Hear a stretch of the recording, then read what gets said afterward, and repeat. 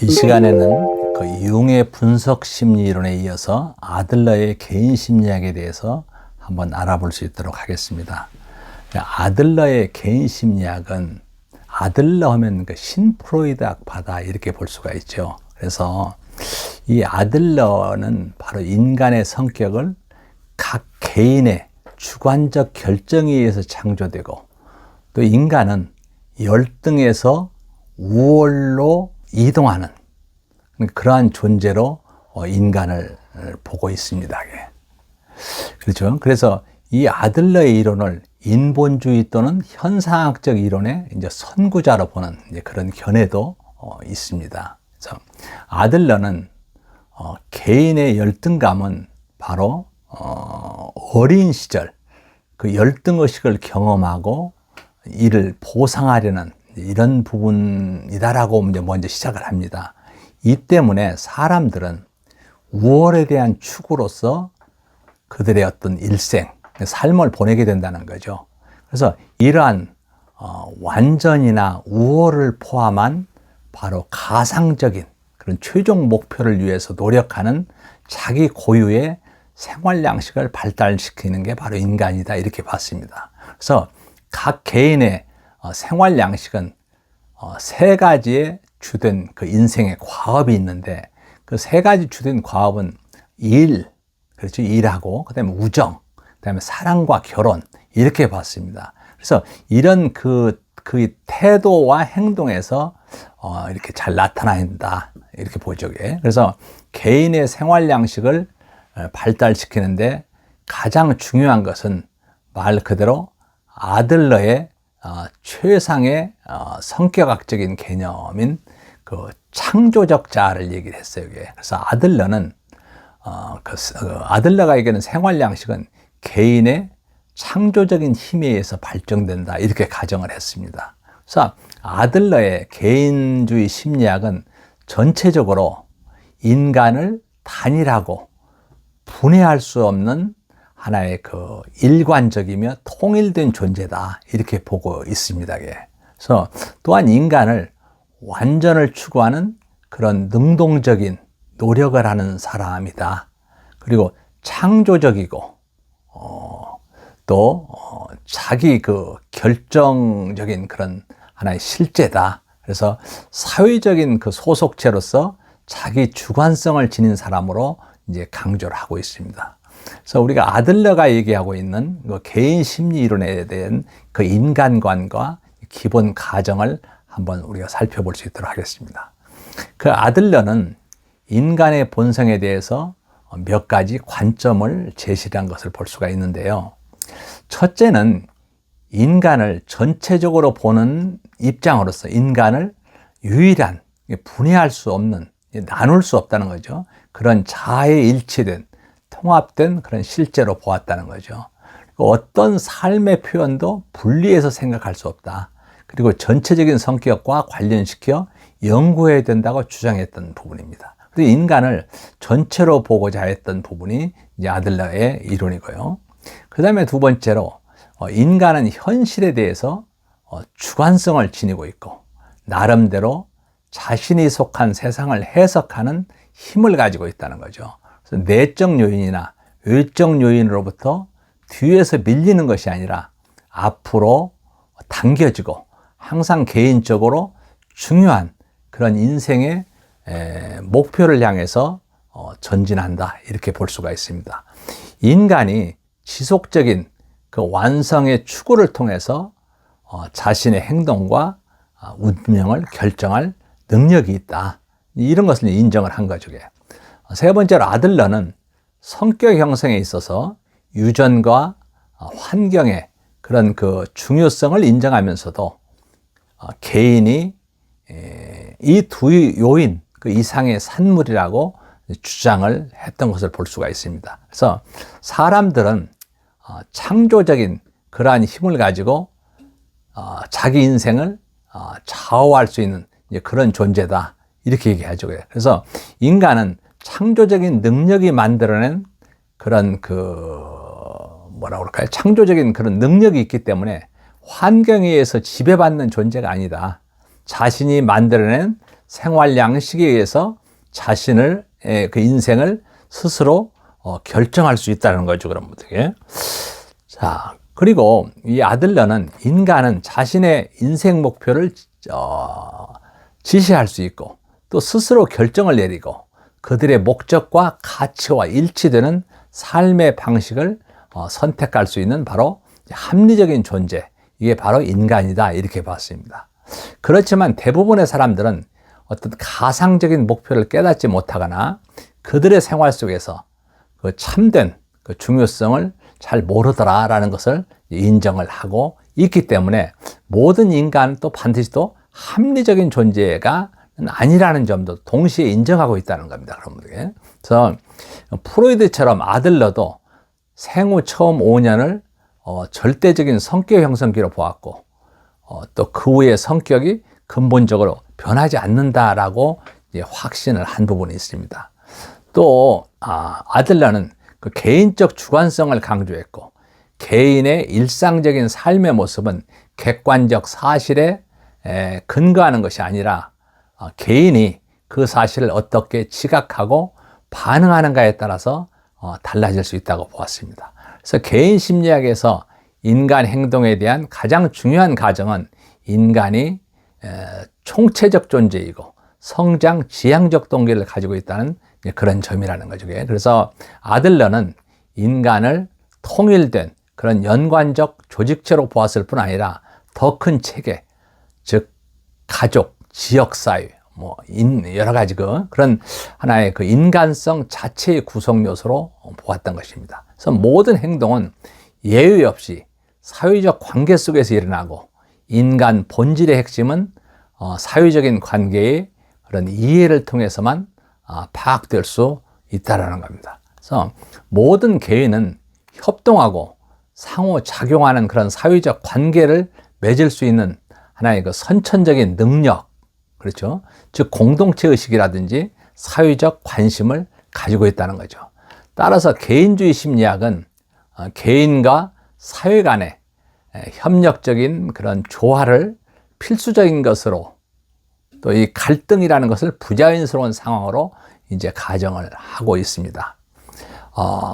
이 현상학적 전통에 깊이 몰두한 이 아들러는 개인은 자신과 자신이 적응해나가는 환경을 어떻게 보느냐에 따라서 그의 행동이 결정된다는 사실, 이것을 이론화했습니다. 그래서 모든 개인은 그들 자신의 어떤 가지고 있는 도식이라고 그럴까요? 어떤 일치하는 방향으로 그들 자신이 설계한 그런 세계 속에서 산다고 볼 수가 있습니다. 즉 개인이 믿고 있는 신념에 따라서 행동하는 것이고 행동이란 개인이 현실에 대한 주관적인 지각이 반영되어 있는 것으로 본다는 거죠. 여기서 이제 잠깐 이 아들러의 생애를 잠깐 보게 되면 아들러는 1870년에 오스트리아의 비엔나 여기에서 이제 6남매의 둘째로 태어났습니다. 그래서 프로이드와 같이 중하층의 유태인 상인의 아들로 태어났지만 이 프로이드는 빈민가에서 자라서 항상 자기가 학대받는 소수 민족의 신분임을 의식한 것과는 달리 아들러는 그의 민족적 배경을 별로 의식을 하지 않았죠. 그래서 아들러는 큰 형의 질투심으로 해서 자신의 어린 시절을 불행한 시기로 회상을 했고요. 아들러의 출생 후 2년간은 그의 어머니로부터 따뜻한 사랑을 독차지했으나 곧 어린 동생이 태어나 응석바지의 위치를 잃게 되었습니다. 그때부터 그는 아버지의 총애를 받았고 아동기까지 계속되었던 거죠. 그 어린 시절에 죽음과 병고가 끊임없이 찾아왔던 부분이 있어요. 그리고 그가 3살 때 어린 동생이 바로 침대 옆에서 죽었고 그 자신도 거리에서 우연한 사고로 2번씩이나 죽을 뻔했다는 거죠. 5살 때는 심한 폐렴에 걸려서 거의 죽음의 문턱까지 갔었던 그런 어린 시절을 통해서 끊임없이 죽음에 부딪힌 것 말고도 또 이 만성적으로 그 약에 대한 공포 때문에 그는 의사가 되었다 이렇게 얘기를 하고 있습니다. 그래서 아들러가 1895년에 의학 학위를 받았죠. 그리고 또 특히 이제 그 프로이드와의 이제 많이 관계가 됩니다. 그래서 아들러는 프로이드 곁에서 연구를 했고 활동적인 이론이 됐죠. 근데 차츰 이제 프로이드 이론과 이 아들러 이론이 대립을 하게 됐고 결국 아들러는 비엔나 정신분석학교 회장직을 맡았다. 그 회장직을 물러났고 자유정신분석학교를 설립해서 프로이드와 그 동료들의 분노를 샀죠. 그래서 이 아들러가 한 얘기 중에서 그런 얘기가 있으면 나는 프로이드의 과오로부터 이득을 보았다. 이렇게까지도 얘기한 사람입니다. 그런 분에게.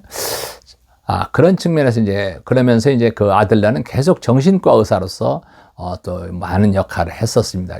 그래서 이 아들러는 의식적이고 합리적인 정신과정에 대해서 관심을 가졌고, 결국은 자아심리학의 어떤 발달을 촉진시켰고, 그 여러 가지 그 사회적 영향에 대해서 많은 강조를 했습니다. 성격 발달에 있어서도. 그리고 심리학자들에게도 많은 영향을 줬습니다. 주요 개념으로 보면은 열등감과 보상이라는 게 있죠. 아들러는 말 그대로 인간은 누구나 태어난서부터 열등감을 가지고 있다. 그렇지만 그 열등감은 결코 약점이나 비정상적이 아니다라는 거죠. 그래서 열등감을 부정적으로 보지 않았어요. 오히려 이러한 열등감이 근본적으로 모든 인간 추구에 대한 어떤 그 동기 유발의 근거가 된다. 이렇게 봤습니다. 그래서 모든 개인의 진보라든가 성장, 발달은 그 열등감, 어떤 그 상상에 의한 것이든 사실이든 간에 이런 걸 극복하려는 그런 시도에서 나왔다. 이렇게 볼 수가 있죠. 사실 아들러는 열등감과 보상을 위한 노력은 인간 운명의 모든 발전의 원인이 된다고 믿었고요. 그래서 이러한 열등의식이 모든 사람에게 공통으로 있다. 이렇게 얘기도 하였습니다. 그래서 아들러는 보상과의 부조화에서 생기는 그런 병적 열등감에 대하여 여러 가지 설명을 했는데 한 3가지 요인을 설명했어요. 첫 번째 같은 경우는 신체적 결함에서 오는 열등감이라는 거죠. 신체적 열등감 그 자체로서는 어떤 의미나 중요성이 없으나 그 신체의 경험이 주관적인 그런 열등감을 자극할 때 그 중요성이 더욱 생기게 되는데요. 이 열등감은 완전이나 그 완성을 향한 힘이다라고 볼 수 있는데, 즉 개인을 더 높은 수준으로 자기 발달을 하도록 동기유발을 시킨다는 거죠. 이런 인간의 속성 때문에 결함을 가진 사람은 자신의 결함을 연습이나 훈련을 통해서 보상을 받게 되고, 만약 이러한 보상의 과정에서 실패할 경우에는 그런 병적 신경장애나 하나의 정신장애를 초래하게 될 수도 있다는 겁니다. 두 번째는 응성바지 상황이라고 볼 수가 있는데, 이 응석바지는 자신이 세상에서 가장 중요한 인간이고 자신이 원하는 것은 무조건 다 채워져야 한다는 거죠. 또한 다른 사람에게 받는 것에만 익숙해져 있어 본인 스스로 할 수 있는 일이 없어서 만약 인생에 어려운 고비가 닥칠 때에는 본인 스스로 할 수 있는 일이 없다고 믿고 깊은 열등감에 빠지게 된다는 거죠. 마지막은 방임의 상황이라고 볼 수가 있습니다. 이 방임된 아이들은 자신을 다른 사람들이 좋아하지 않고 필요로 하지 않는다고 믿고 있기 때문에 타인을 신뢰하지 못하고, 또한 자신감을 상실하게 돼서 사회에서 고립되고 타인을 적대시하고 공격적인 성격이 되기 쉽다는 거죠. 결국은 타인과 관계를 갖지 못해서 함께 협력하며 살아가는데 도움이 되는 일에는 완전 무기력하게 돼서 병적 열등감을 가질 수밖에 없다는 거죠. 두 번째는 우월에 대한 추구를 둘 수가 있는데요. 이 아들러는 인간이 자기 어떤 신장, 성장, 이 능력을 위한 모든 노력의 근원이 바로 열등감이다. 이렇게 얘기합니다. 그는 인간의 행동을 좌우하는 역동적인 힘을 공격성이라고 정의를 했지만 꼭 이를 힘의 의지다. 이렇게 바꿨죠. 그래서 이 개념 속에는 약함은 여성적인 것으로, 또 힘은 남성적인 것으로 동일시했는데요. 이때 아들러는 남녀가 부족감과 열등감을 대신하는 노력으로 갖는 과잉보상의 한 형태인 남성적 항의, 즉 이런 개념을 고안해냈지만은 이 개념이 정상인의 동기유발을 만족스럽게 설명하지는 못한다는 거죠. 그래서 이제 우월에 대한 추구를 생각해낸 거죠. 그래서 인간 생활은 궁극적 목적으로 공격적이 되는 것, 강력하게 되는 것, 우월하게 되는 것, 이 3단계를 거친다고 주장을 합니다. 그래서 우월의 추구는 열등감에 대한 보상의 노력에서 이어지는 개념이라고 볼 수가 있죠. 그래서 우월감은 각 개인이 자신의 상황을 마이너스에서 플러스로, 또 미완성에서 완성으로, 열등감의 극복의 어떤 소극적인 입장에서 보다 하나의 그 적극적 향상과 그 완성으로 나가는 거다, 이렇게 얘기를 하고 있습니다. 그래서 5월의 추구는 선천적이고 전생애를 통해서 우리의 환경에 대한 적응력을 좌우하게 되고, 또 5월에 대한 추구의 본질과 기능을 얘기하고 있는데, 이 5월에 대한 추구는 바로 하나의 기본 동기의 하나다. 그래서 유아기 때 자기가 주위 사람들보다도 무력하고 열등하다는 것을 인식한 것에 근거한다는 거죠. 둘째로 이 위대한 그 향상의 욕구는 사실 보편적이고 정상적인 사람이나 신경증적인 사람 모두가 공통적으로 가지고 있다는 거죠. 세 번째, 5월의 목표는 부정적인 경향이나 긍정적인 경향을 취할 수 있다는 거고, 또 아들러는 완성을 위한 노력은 상당한 정력과 노력을 요구한다. 그리고 또 5월을 향한 추구는 개인과 사회 두 가지 수준에서 일어나기 때문에 개인으로서 완성을 향해 노력하고, 우리 사회의 일원으로서 우리의 문화를 완성하기 위해 노력한다는 겁니다. 그래서 이 프로이드와 달리 아들러는 개인과 사회가 근본적으로 서로 조화를 이루는 것으로 봤다는 거죠. 그리고 이제 아들러가 얘기하고 있는 생활 양식이 있습니다.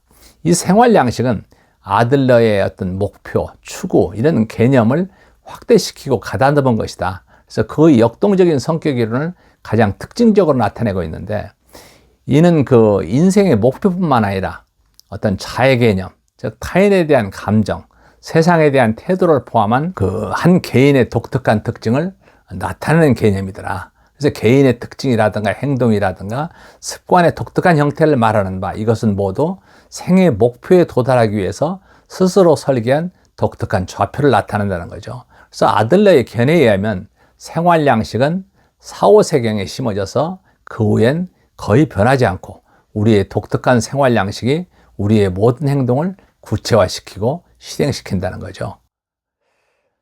그리고 개인의 독특한 생활 양식은 그가 생각하고 느끼고 행하는 모든 것에 기반이 되고, 생활 양식이 선정한 형태는 우리 인생 문제에 접근하고 해결하는 방법을 통해 알 수 있다고 얘기합니다. 뭐 직업이라든가 우정, 사랑과 결혼의 그 문제들은 사회 체제 속에서 존재하는 모든 사람들이 해결해야 될 어떤 세 가지의 중요한 인생 과업이고, 이 세 가지는 항상 상호 관련이 되어 있고, 그 행동 방법은 생활 양식에 달려 있다, 이렇게 보고 있죠. 그래서 아들러는 개인을 그의 일, 우정, 사랑과 결혼의 세 가지 주요 그 인생 과업에 대한 태도와 행동을 따라 분류하는 그런 생활 양식 태도의 어떤 유형론을 제시를 하고 있는데요. 이 분류는 사회적 관심이 한 차원이 되고 활동 수준이 또 다른 차원이 되는 그 2차원의 모형이라고 볼 수 있습니다. 그래서 사회적 관심은 개인의 이익보다는 사회 발전을 위해서 다른 사람과 협력하는 것을 뜻하고 있고, 또 활동 수준은 인생 문제를 해결하는 개인의 움직임을 얘기하고 있습니다. 그래서 아들러에 의하면 생활 양식의 네 가지가 있는데, 하나는 그 지배형, 또 획득형, 회피형, 사회적 유형, 뭐 사회적으로 유용한, 이렇게 나누고 있습니다. 우선 지배형은 독단적이고 공격적이고 활동적이지만 사회적 인식이나 관심이 거의 없는 사람들이고, 또 인생 과업에 공격적이고 반사회적으로 대처하고 활동 수준은 높으나 사회적 관심이 낮은 유형이고요. 또 획득형은 바로 기생적인 방법으로 외부 세계와 관심을 맺고 다른 사람에게 의존하여 대부분의 욕구를 충족하는 생활 유형이라고 볼 수가 있고요. 회피형은 사회적 관심도 적고 활동도 하지 않는 실패를 두려워하고 이런 유형이다, 이렇게 볼 수가 있죠. 마지막으로 사회적으로 유용한 유형은 바로 아들러 이론의 세계는 심리적으로 건강한 사람으로 표본이 된다는 거죠. 그래서 사회적 관심과 활동 수준이 모두 높아져서 자신과 타인의 욕구를 동시에 충족시키는 한편 인생 과업을 완수하기 위해서 기꺼이 다른 사람들과 협력을 한다는 거죠. 그래서 그 사회적 관심과 다른 활동 수준의 조합이 빠져 있는데, 바로 활동 정도가 낮은데 높은 사회적 관심을 갖는다는 건 거의 이제 불가능하다, 이렇게 볼 수가 있습니다. 그래서 바로 이 아들러가 얘기하고 있는 하나의 그 사회적 관심, 이런 여러 가지 문제들을 우리가 이제 한번 좀 살펴봤는데, 그 그 아들러에 대한 부분을 우리가 같이 보면서 특히 아들러의 어떤 사회적 관심 중에서 뭐 창조적인 자아라든가 또 아들러가에게는 출생 순위가 있습니다. 뭐 장남일 경우에 또 쉽게 해서 뭐 차남일 경우에 막내일 경우 이런 부분들이 쭉 나와 있는 것을 우리가 볼 수가 있습니다. 그래서 그 출생 순위에 따라서도 성격에 많은 차이가 있다. 이것을 많이 강조를 하고 있습니다. 이상으로서 3차시 교육을 마칠 수 있도록 하겠습니다. 감사합니다.